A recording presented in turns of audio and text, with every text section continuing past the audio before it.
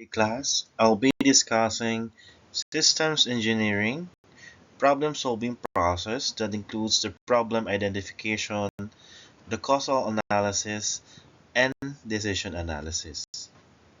So to start our lesson, I'll be discussing the Kepner-Trego approach. While working on the R&D or RAND Corporation in 1950s, Dr. Charles Kepner and Dr. Benjamin Trego conducted research on breakdowns in decision-making at Strategic Air Command.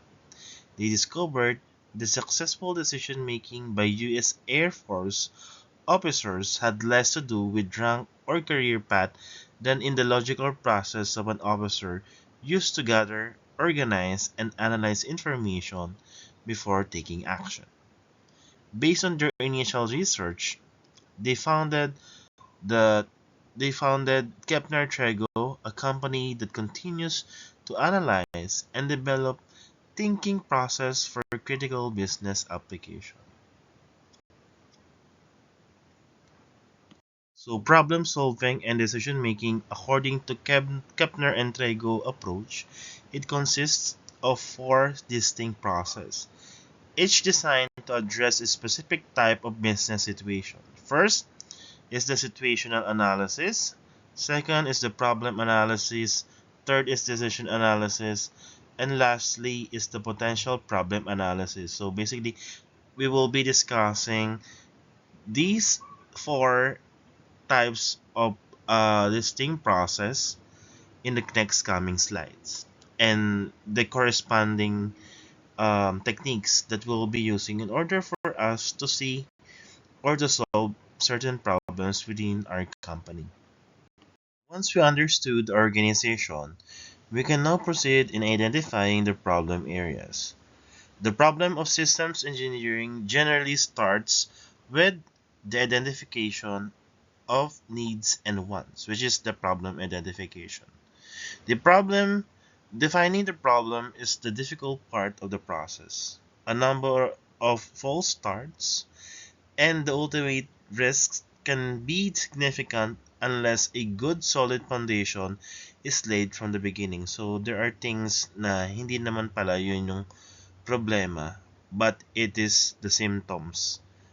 Pero hindi siya directly the problem. So we need to take care, or we need to take into account that we need to deeply know if that specific thing na na-experience natin is really the main problem or just a symptom.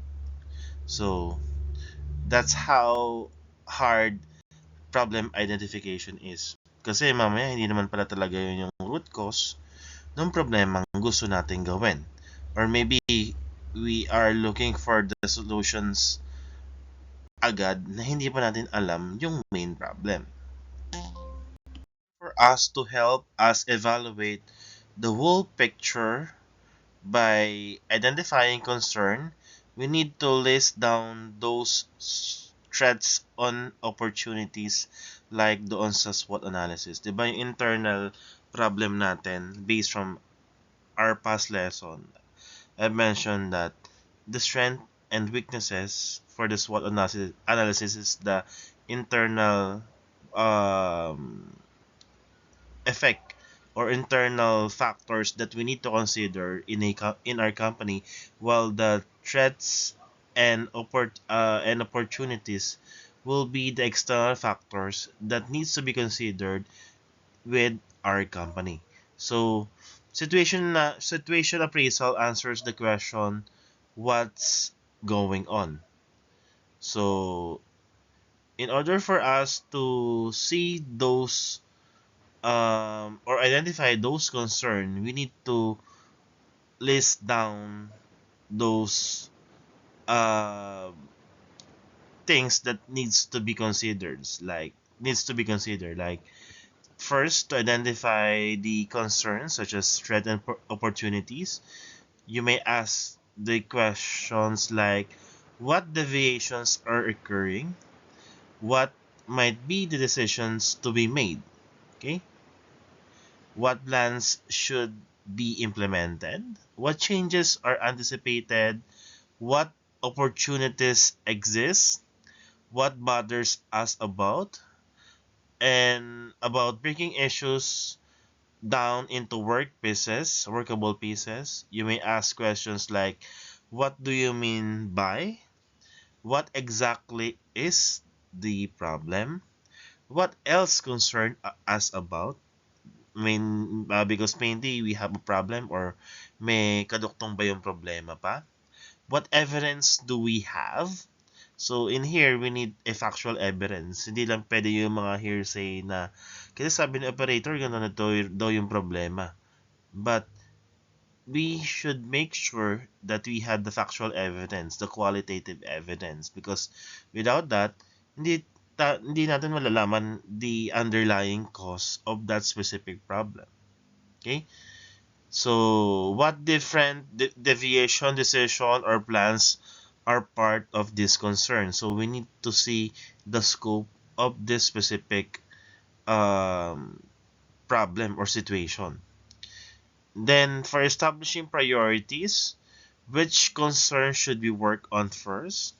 You might also want to consider the current impact.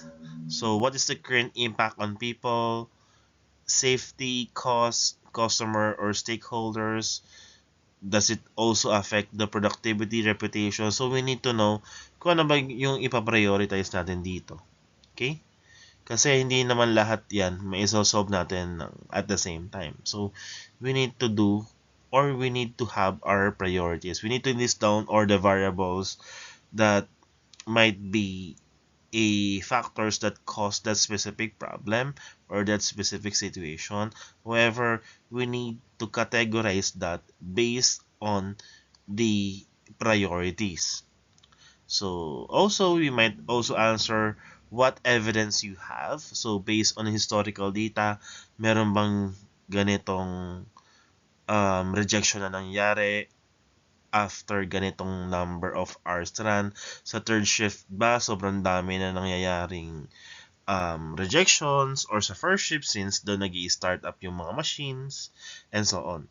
So which concern is the most serious? The time frame, what is the deadline? When do we need to start? So kailan ba natin dapat i-start na yung pag-develop ng solution sa potential problem na to or sa existing problem na to? When would resolution become difficult, expensive, impossible, or meaningless? Kasi mamaya, we are solving that specific problem, but ano ba yung effect nun sa atin?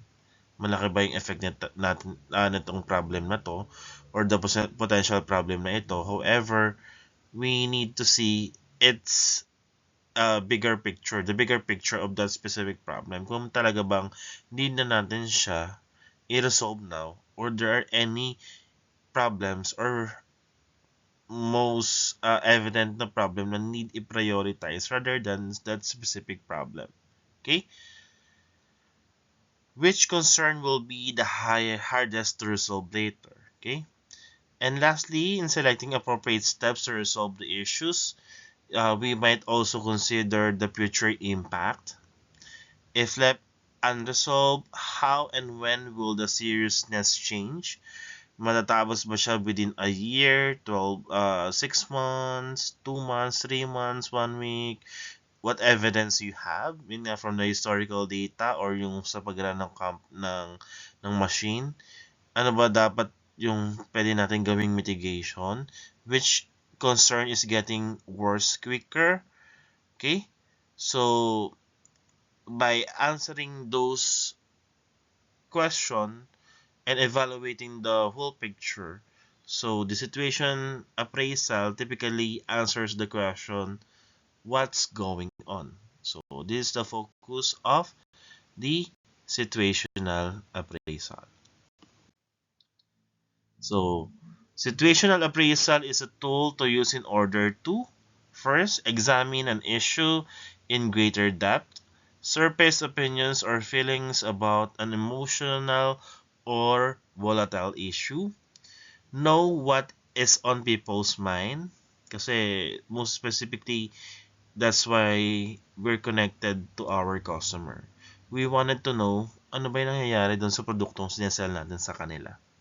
Through surveys, through our sales and marketing, we need to know the current things or the current feedback ni customer doon sa ating produkto.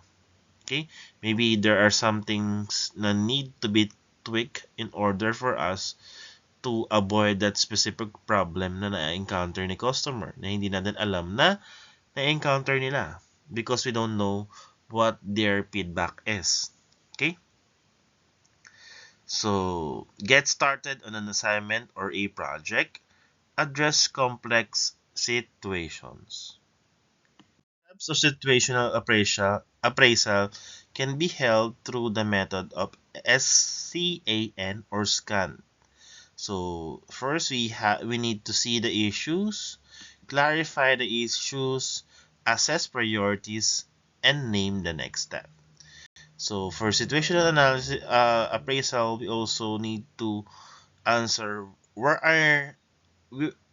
are we not meeting the standard? Bakit hindi natin nami-meet yung standard?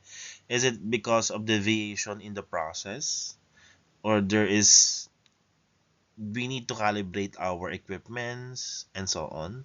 We need to train our employee. What problems from the last 6 months remain unsolved? So from the historical data, these problems still persist months ago. So from the last 6 months, yung rejection rate natin talagang 6% pa rin. So how we will be able to deal with that specific issue? Okay? What recommendations are currently working on or be coming up in the future? So maybe we can define the current application na ginagawa natin and we can tweak that in order for us to see things that we need to consider in order for us to solve that specific problem. What decisions need to be made now? So in prioritizing our problem, we need to check the quick fix. Ano ba yung dapat nating i-solve right now? Okay? What decisions are being made now and will have to be implemented when a choice is made? What major projects, systems, or plans are about to be implemented? Okay? Problem analysis. Problem analysis provides the skills needed to explain any situation in which an expected level of performance is not being achieved and which the cause of unexpected performance is unknown.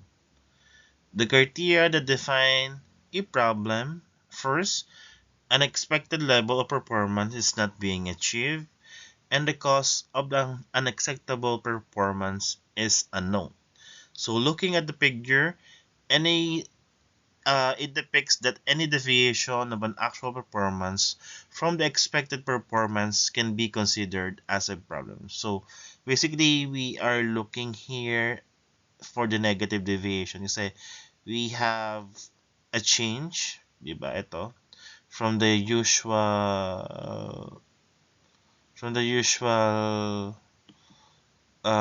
scenario that we have, and then biglang bumaba. Na dapat yung performance natin is either remain straight or going up. But in this case, the actual performance goes down. So there are negative deviation in our specific process na dapat natin pagtuunan ng pansin. Kasi biglang naging negative. So it is known as a problem. Kasi if we have a positive deviation, maybe hindi natin siya kailangan pagtuunan ng pansin. However, if there will be negative deviation, especially in the process, or maybe in a performance, we need to take into account how we'll be able to see or on how we'll be able to solve that specific problem. So problem analysis is used to find the cause of positive or negative deviation, but for this specific scenario, specifically on the previous slide, we wanted to find the cause of that specific negative deviation. When people, machinery, systems, or processes are not performing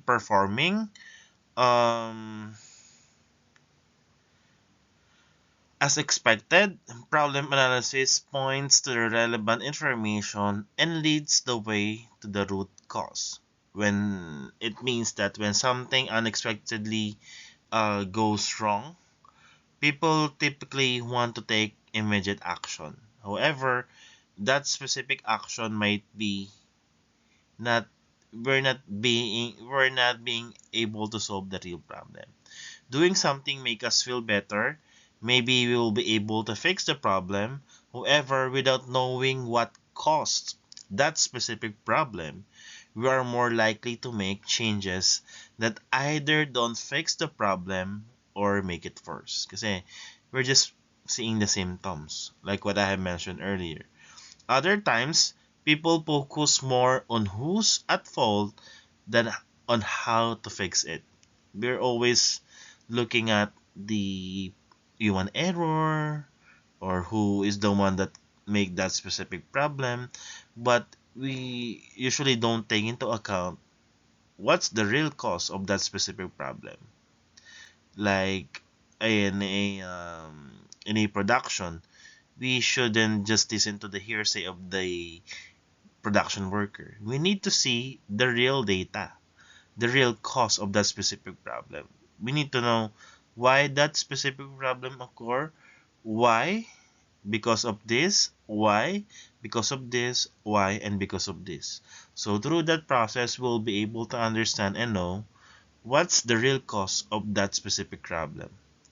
Getting and using information effectively is difficult. However, we need those qualitative data in order for us to solve those real problems.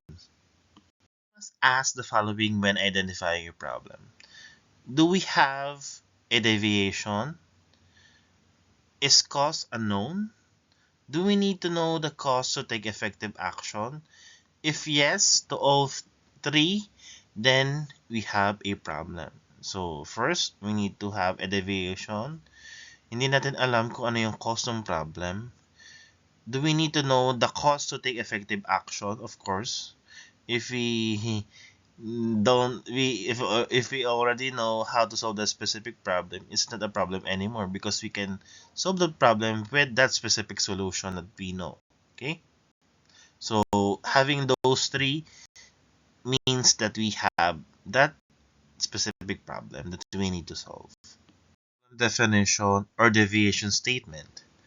We must define a problem exactly before we describe, analyze, and explain it. So, there are certain things na nangyayari, especially in research, di ba? Na nauuna yung solution rather than identifying the problem. So, most commonly, this undergrad students is making that specific mistake. And yeah, before knowing the problem, they do the solution, and it leads to not identifying the problem correctly. That might pose more and more problem kasi hindi nila ini-identify properly kung ano ba yung problem. Okay? Di ba kaya nga sa research, we need to first identify the problem. And then from that specific problem, we identify our objectives. And then from that specific objectives, we identify the research gap, the significance, and the coming factors that needs to be considered in that particular research. We define it with a deviation statement or name the problem. So we need to identify the problem first. It is important to state this name precisely because all the work that follow will be directed at correcting the problem as it has been named. Although this sounds obvious, failing to name a problem often leads to inefficient and unproductive problem solving. Kasi nga, hindi mo agad in-identify yung problem, you identify the solution. Kasi na-identify mo, ay baka ito yung problem, and ito yung solution niya. However, if you fail to identify that specific problem correctly at first, maybe we need to repeat that specific process, which is the problem identification. Okay? So in order for us to prevent that one, we need to follow the step that we need to define our problem first. Okay? So, naming the deviation for which we wanted to find the cause to help us stay on track. So, in uh, stating the problem, we need to ask, or state of the problem, we need to ask, what object or group of object has the deviation? What deviation does it have?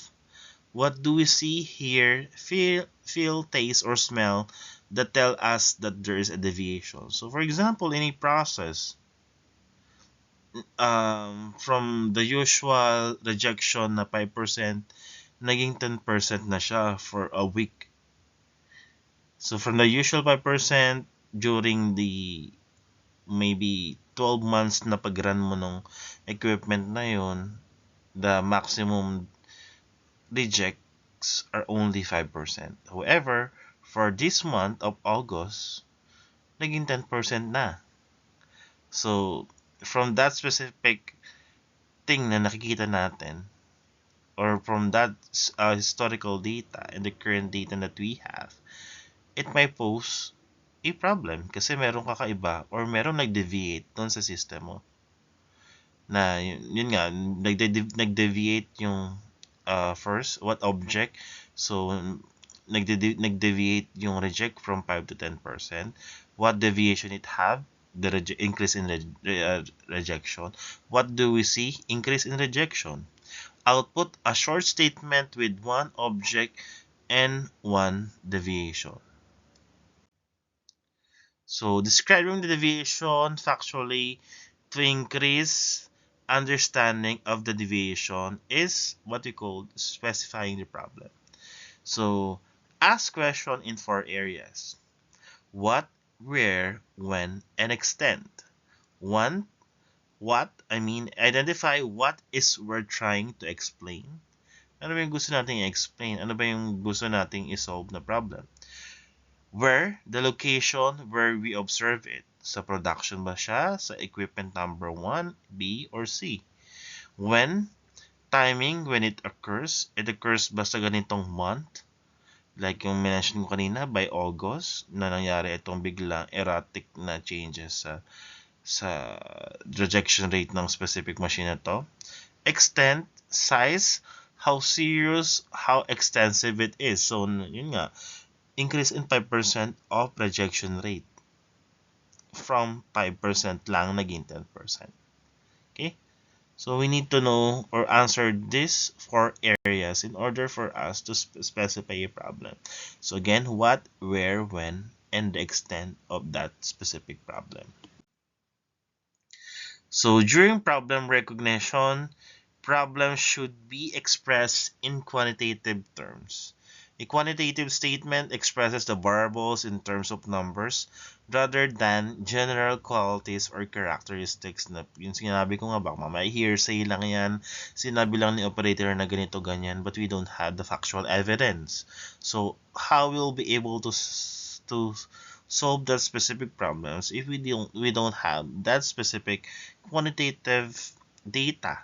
Na yun nga, for the historical data for the past 12 months, 5% lang, and during the current month, which is August, naging 10% throughout the month.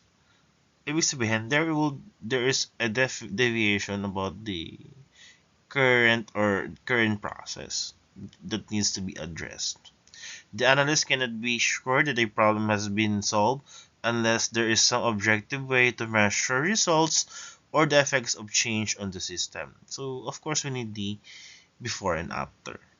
So, before, 10%, and after, in mitigating those problems, in improving those key elements sa process natin na may be source ng problem, we should have specific factual evidence with regards to that. Not only saying, because of my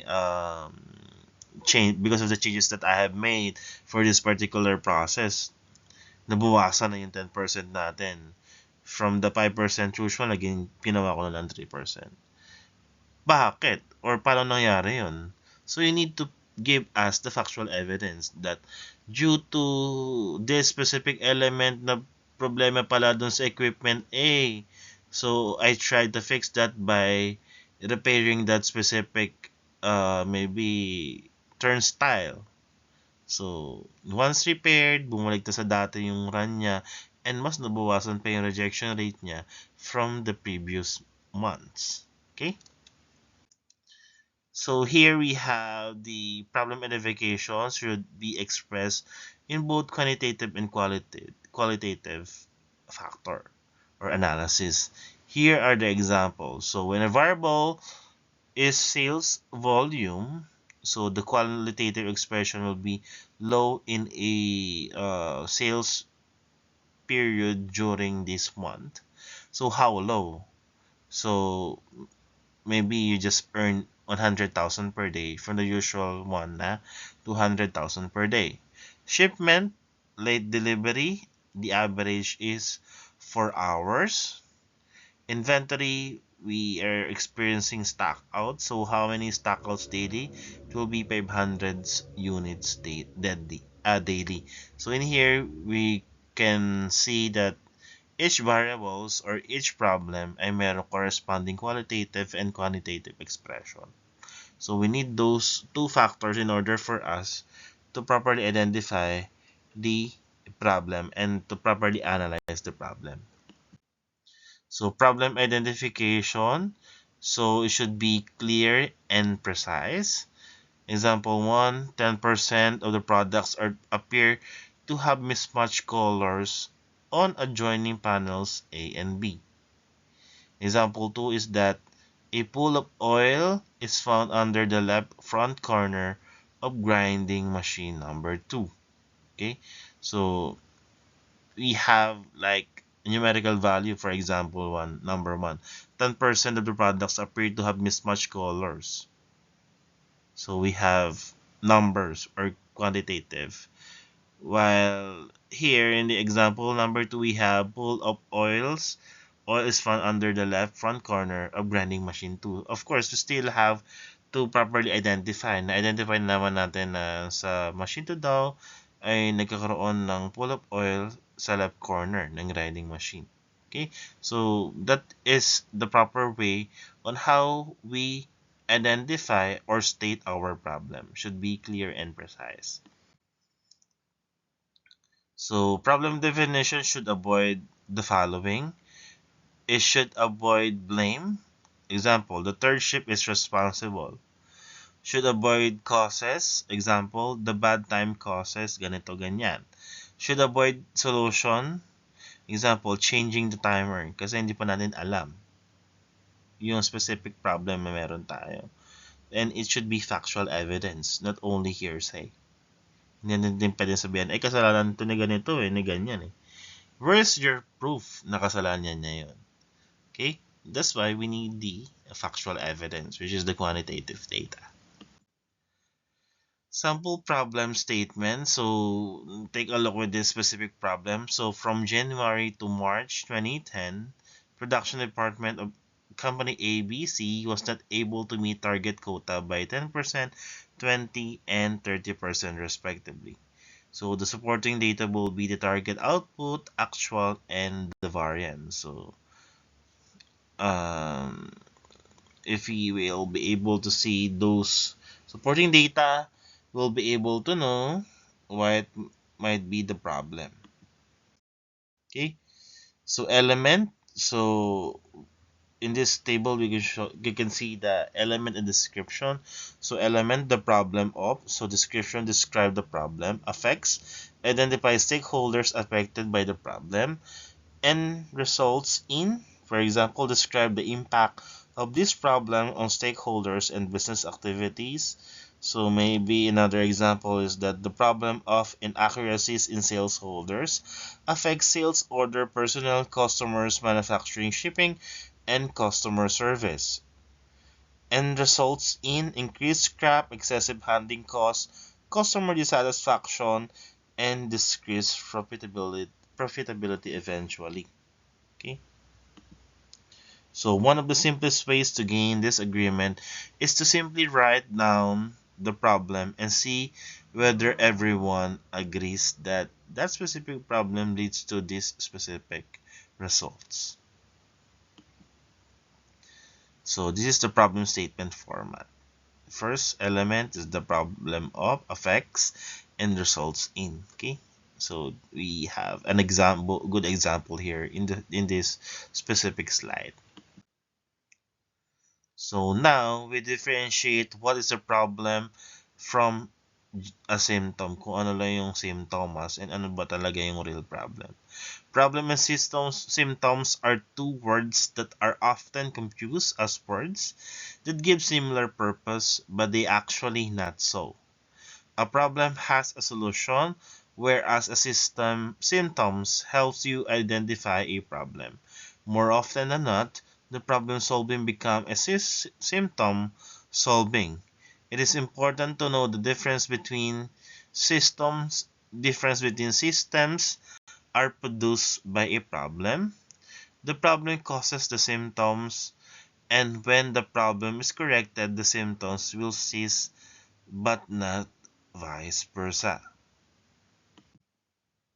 So this is one good example on how we'll be able to see or list down those problems. So it is an example in a um, IT company, maybe here member service information system. So first column, they discuss the brief statements of the problem, opportunity, or directive. So also listed down here is the urgency, visibility, annual benefits, priority or rank, and proposed solution. So 1 being the highest rank and 5 being the lowest. Okay. So as you can see here, ito na lang, tingnan natin yung number 5.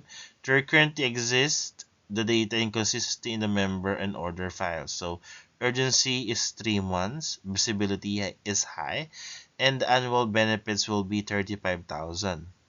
So bakit kaya siya yung naging number 1 priority? Kasi of course, if there will be internal inconsistencies with the data, there will be problem na pwede natin ma-experience, especially with our customer or supplier. So, due to the quick fix solution, ginawa, kasi nga kaya natin naman nagawin na yan ng mabilisan, so we can have the term quick fix, then new development may be for the long-term solution. So on the other hand, we also have priority rank 1 here as well for number 8. The current order entry system is incompatible with the forthcoming automatic identification barcoding system being developed for the warehouse. So of course, if there will be internal inconsistencies with the one being developed, such as the barcoding system with the existing one, it may pose a huge problem. Kasi mamaya mali-mali pala yung product identification nyo. So urgency will be 3 months. Visibility is high. The annual benefits will be $65,000, and the proposed solution will be quick fix and the new development. Okay. So we can also check this one, number 7. There's an opportunity to open order system to the internet, but security and control is an issue. So the urgency will be 12 months, kaya siya hindi pa priority. Visibility and low, and annual benefits will be unknown. So proposed solution will be future version of newly developed system. So pag nag-upgrade na daw yung management information system na ginagamit nyo, it might be hindi na siya maging problema. Okay?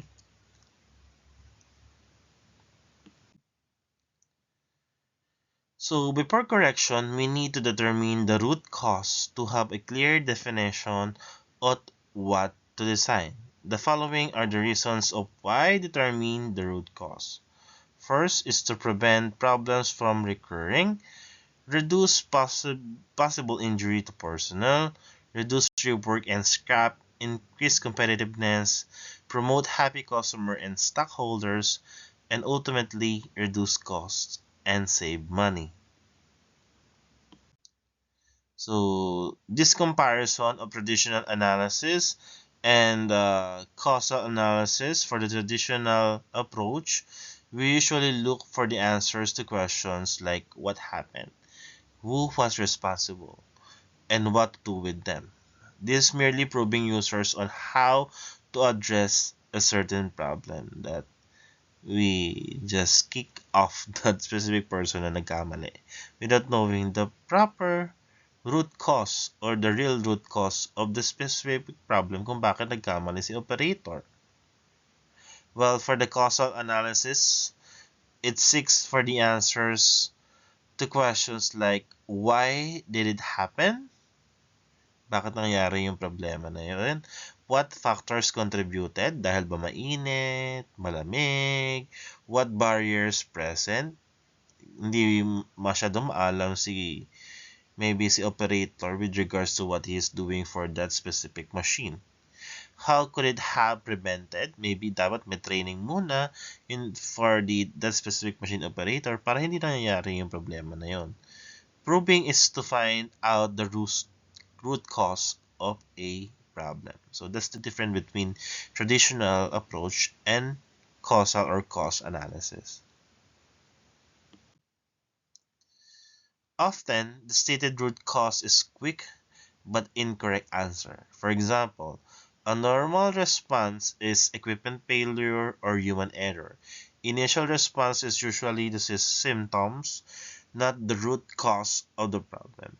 This is why root cause analysis is very useful and productive tool. For determining root cause. First, we have the 5 whys or the YY diagram, Pareto analysis, the vital few, trivial many, brainstorming, flow charts or process mapping, cause and effect diagram, and the tree diagram.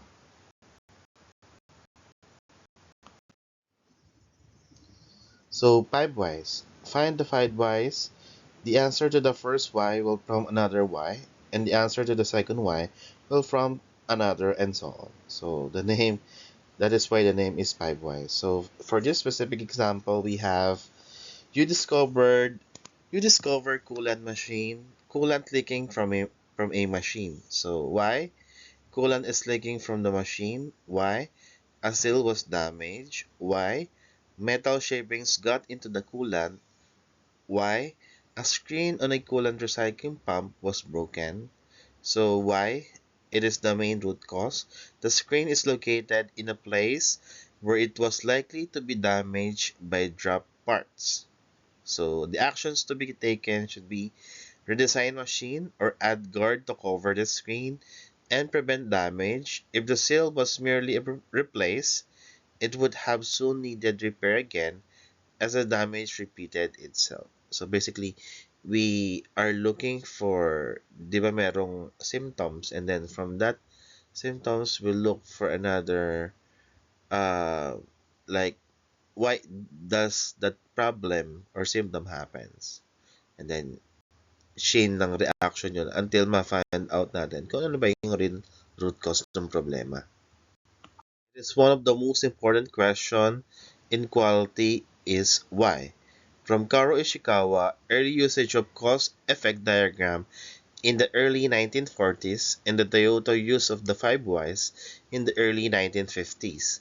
As they developed their famous Toyota production system, the drive to find the root causes of the problems has been the secret of many quality success stories. So basically, even though na matagal na na-develop tong tool na to, until now, it's very useful, especially sa mga manufacturing company. I know that some of you are working in a manufacturing company and di ba ginagamit naman natin yung TPS na principle, which is the Toyota production system, di ba?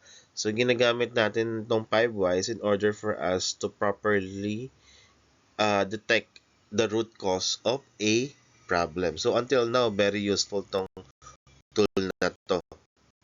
Works by repeatedly asking the same question of a problem, breaking down the cause or solution into more and more explicit elements at each stage. There can be multiple answers to the why's question, which results in hierarchical tree structure. Root cause tree diagram. So from the whys, so the main problem is this one, poor safety performance. So Why this poor safety performance happens? So we have three: stale or tired approaches, inappropriate behaviors, and lack of employee attention. So from stale and tired approaches, we have three. So we have lack of models or benchmark, no outside input, and no research funded. So from the stale, tired, sa no outside input, meron tayong dalawa ulit na nagkakos nun. So we have no money for reference materials and no funds for classes. For inappropriate behavior, for no consequence, the cause is no performance review. We also have infrequent inspection and inadequate training due to no special subject classes. On the other hand, for lack of employee, we have two. First is no publicity. So the cause of that is no special subject classes and lack of regular safety meetings. On the other hand, the lack of senior management attention, it is due to zero written safety messages and no injury cause tracking. So basically, pwedeng yung isang cause ay mag-cause pa ng several cause or result, di ba? So that might be uh, may be potential na magkaroon ka ng root cause tree diagram na solution. Kasi hindi lang naman isang why or isang cause yung pwedeng panggalingan ng isang problema. Okay? Pwedeng intertwined yung maging causes ng problema. Slide, pinapakita na lang dito yung ano yung nangyari doon sa example from the previous slide. So we have the result, the primary causes, secondary causes, and the tertiary causes. Okay? So yan yung template sa paggawa ng root cause tree diagram. So, ito another type ng YY diagram wherein there is a duplicate cause. So, from this specific example, nakikita natin dito na infrequent servicing, ilang beses siya nangyari. And then, it might be the key cause kung bakit nangyayari yung problema with this specific problem that photocopies are being smudged. It is because of the infrequent servicing since nangyari siya or may duplicate cause siya throughout the process. So, might as well, that will be the root cause of the specific results of the problem. Next, we have the Pareto analysis.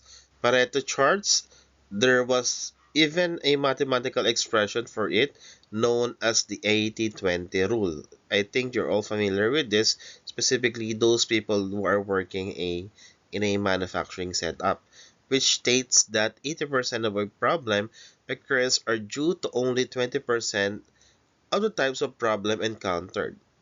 Another variant of this rule states that for any problem, 80% of its occurrences are only due to only 20% of all causes. So basically, tinitignan natin dito yung nagko-constitute sa 80% ng cumulative percentage ng problema. So, upon solving that 80%, masasolve na rin natin yung other 20%. So, for this particular example, I think it's about manufacturing, so quality issue. So, from here, we identified all the causes of the problem or rejection, and then kinuha natin yung frequency.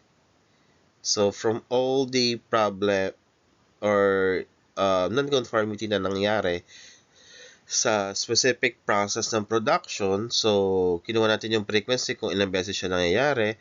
And then, we divided into the total number of the frequency. So, 19 divided by 50 is 38%. 11 divided by 50 is 22%. So and so on and so forth. So, we need to compute for the cumulative percentage, which is the um, kung ilan lang yung cumulative percentage. For example, 38 plus 22 is 60. 60 plus 18 is 78. 78 plus 6 is 84, and so on. So, for this particular example, ito yung naging boundary na 80%. So, until here, yung i-compute natin. So, ito yung pagtutuunan natin ng pansin na isolve in order for us also to solve the other 20%. So, yun yung ibig sabihin ni Pareto analysis. So, in order for us to solve the other problem, we'll be solving first the 80% of the total maybe contributor of the rejection rate. Okay? Mapping. So process mapping is a documentation tool that shows the interrelationship between activities in the process. It helps us define the roles of people involved in the process. So basically, here we're just defining the overall process of a specific maybe production steps. So we're defining kung ano yung mga process na nangyayari doon, and through this, ma-identify natin kung ano ba yung mga process na pwede nating i-remove because maybe repeatedly nangyayari siya sa process or maybe it can cause some delays. So for this particular example, for example, etong process A, kunwari etong process na to, nangyayari pa rin siya dito sa process na nandito and nandito. So maybe we can combine the three same process into just one process. So through that, na optimize natin yung process, mas napapabilis natin, and maybe maiwasan pa natin yung delay. So that is the use of the process mapping kasi nakikita natin kung ano ba yung repetitive action or process na ginagawa natin in a particular maybe operation. So from that, yun nga, kagaya ng sinabi ko, maybe we can optimize that one. Na imbes na tatlo natin beses ginagawa, isang beses na lang. Kasi kaya naman na pala ng isa. Okay? So, another tool that we can use is the Ishikawa diagram. Ishikawa diagram, also known as the fishbone diagram or the cause and effect diagram. It is a tool used for systematically identifying and presenting all the possible causes of a particular problem in a graphical format. So, 5M's to, diba? Yung Ishikawa diagram. So, we have, for example, man, machine, system, method, materials. And then, for the next slide, so, an example for this is, ayan. So, misuse of computing environment. So, for methods, lack of convention, manpower, lack of knowledge. So basically, ito yung mas magandang example. So, why are we having high bin 27 failures for this specific problem? So, bakit daw mataas yung nagiging failure natin? First, for the machine, um, it is due to the worn out of Kelvin contactors. So, meron daw worn out na contactors. Why? Because particle accumulation on the contact elements. Okay? So, parang ini-integrate din natin yung 5 whys dito. Okay? So, um, for specific problem na na-identify natin, we can branch out another problem na pwedeng maging talagang yung root cause niya.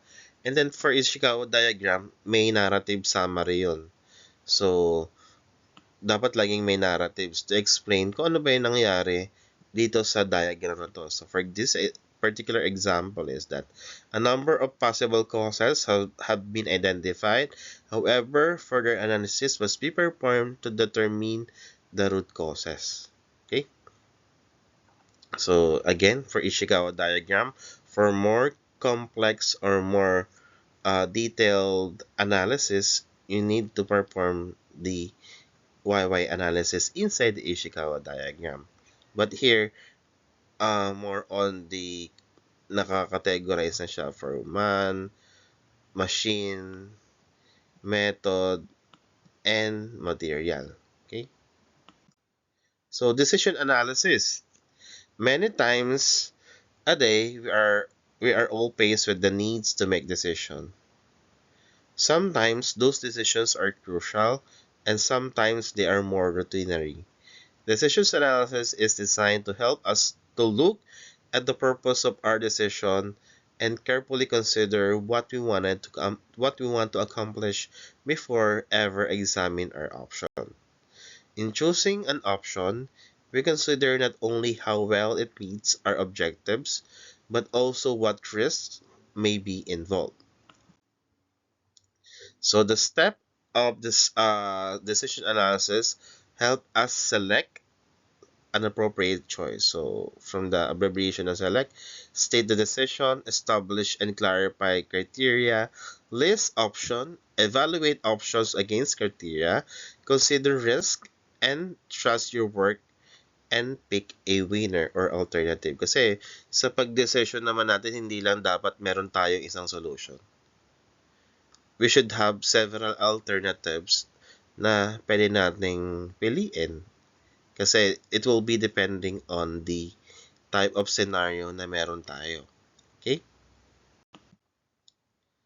So decision analysis is used for making a choice. Decision analysis helps when the path ahead is uncertain, when there are too many choices, or the risk of making the wrong choice is too high. This provides a process for making decision when the choice among options is unclear, helping to examine systematically the elements of any decision criteria, options, and risks. Decision analysis answer the question, what course of action should we take? Okay?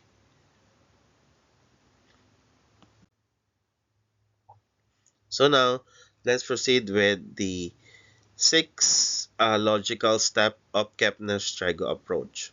So first, state the purpose. Second, establish objectives. All objectives must be defined in a list format. Classify objectives, separate into must and wants. Weigh the wants, rate importance of each want on a scale of 1 to 10. Compare alternatives, assign and compare total scores for each alternative.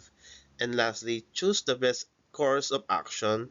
Commit to the best choice by verifying that each acceptable alternatives must meet all requirements and has a maximal one score. So for the next slide, we'll be having one example on how we will be doing the Kepner-Trego approach in a decision making process. So here, so for this particular example, we need to choose what car to buy.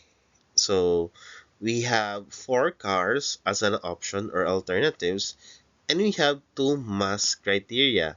First, the cost should be under $9,000 and should be available within 1 week. So for car one, it complies with the criteria of the costing and the availability. So yes, yes. Car 2, same. Yes and yes. Car 3, yes and yes. And for car 4, yes and no. So eventually, we need to eliminate car 4 kasi hindi naman siya available within 1 week. So we'll be only examining car 1 to 3. So the one criteria,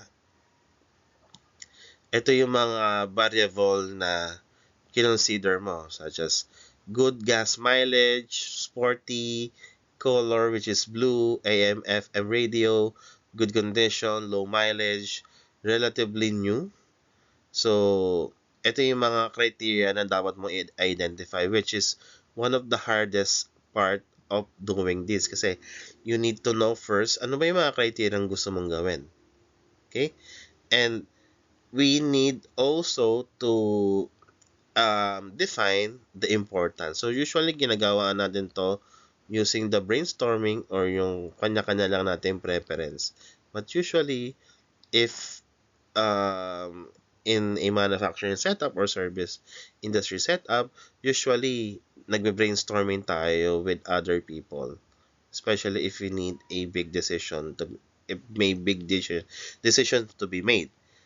So, ayan. And then we are also determining the criterion rating. Okay? So we need the importance and the criterion rating.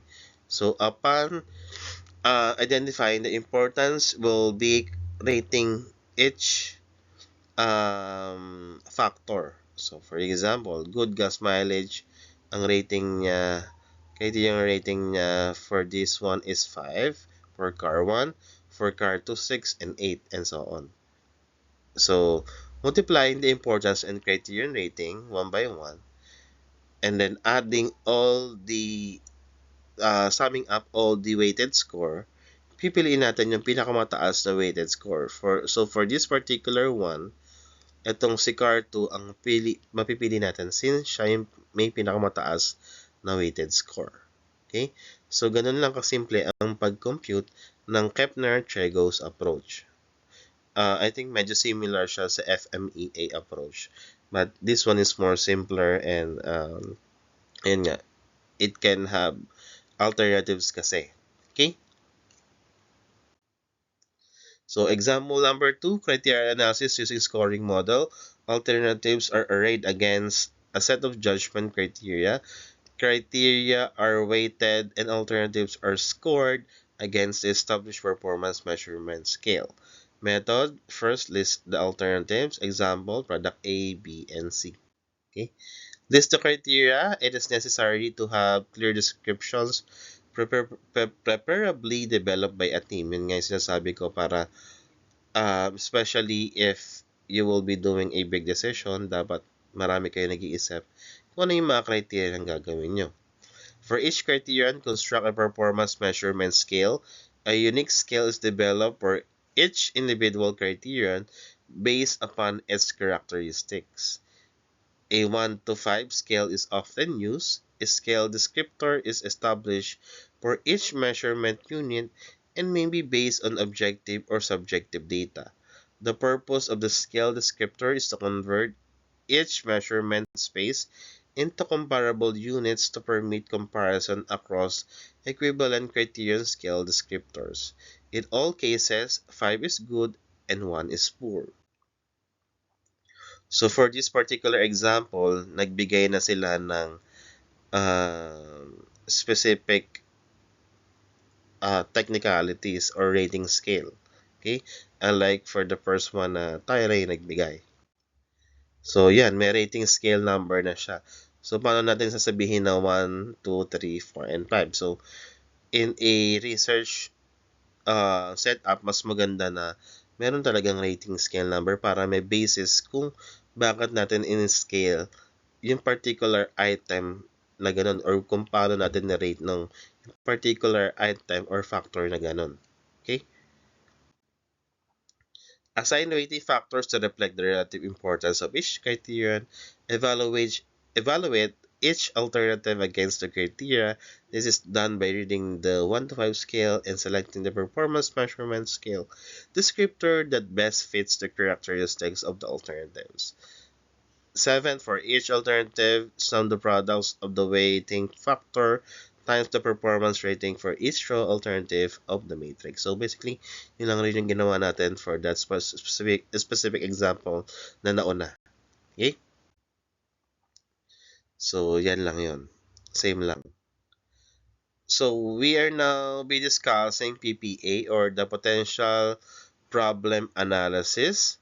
This is used to protect actions or plans. When a project simply must go well, risk is high, or myriad things could go wrong. Potential problem analysis reveals the driving factors and identifies ways to lower the risk.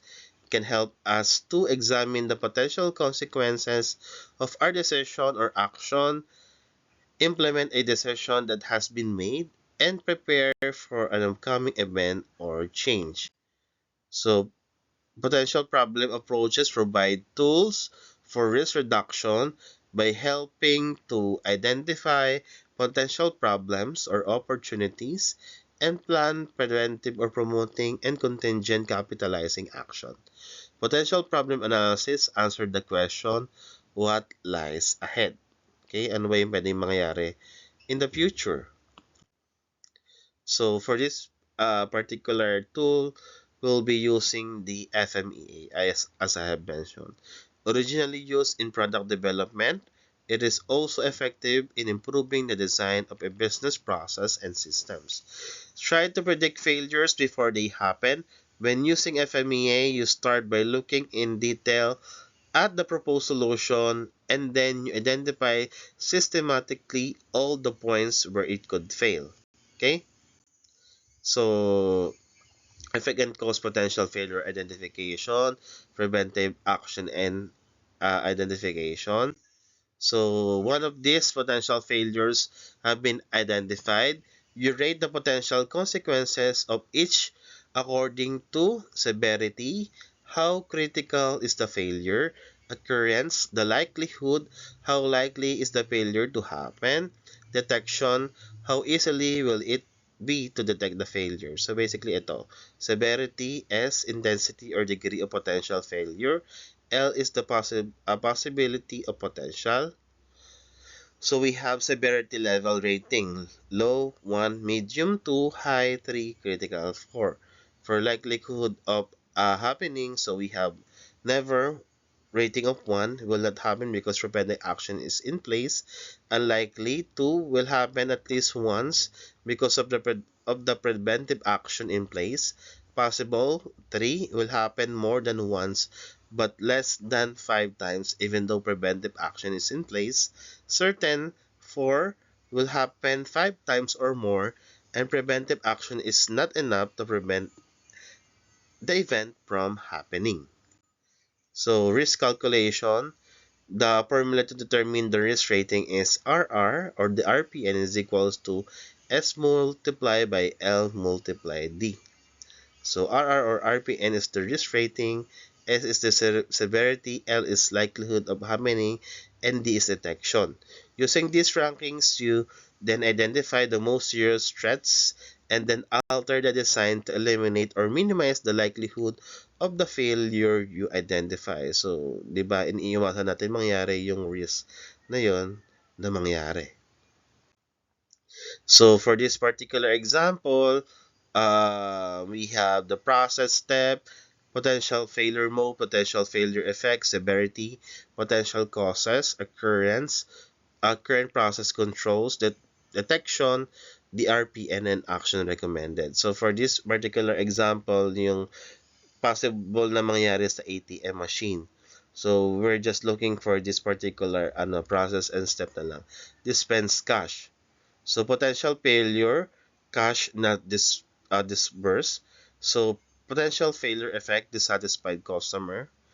And its severity is 7. Potential causes is ATM out of cash. Yung occurrence niya, sinabi rin nila na rating nila is 7. Current process control, internal alert of low cash in ATM. So meron naman silang binigay na mitigation din doon. However, it might still happen. So, detection will be poor and the RPN is 196. So, by multiplying 7 multiplied by 7 and multiplied by 4, it's equal to 196. So, ganun lang yung pagkuha ng RPN. And then, from the highest RPN, yun yung ipaprioritize nating ayusin from the sets of factors. So, we need to recommend action. So from this specific problem or potential risk, increase minimum cash threshold limit of heavily used ATM to prevent out of cash instances. So, di ba kaya nga merong limit yung mga ATM na 10,000? Especially, di ba, pagka sweldo day, ang sobrang haba ng pila and then kaya minsan nililimit lang sa 50,000 yung maximum and then 10,000 lang kada kuha sa ATM machine. It is in order for the ATM or for this specific thing to happen. Okay, so same with the other problems here, account debited but no cash dispersed. So as a result, there will be dissatisfied customer and so on. So ganun yung paggawa ng FMEA. So basically, that ends our lesson for part 1. And I hope that you learned something from this. And if you have any question, just feel free to chat me or contact me anytime with regards to our class. And thank you for listening.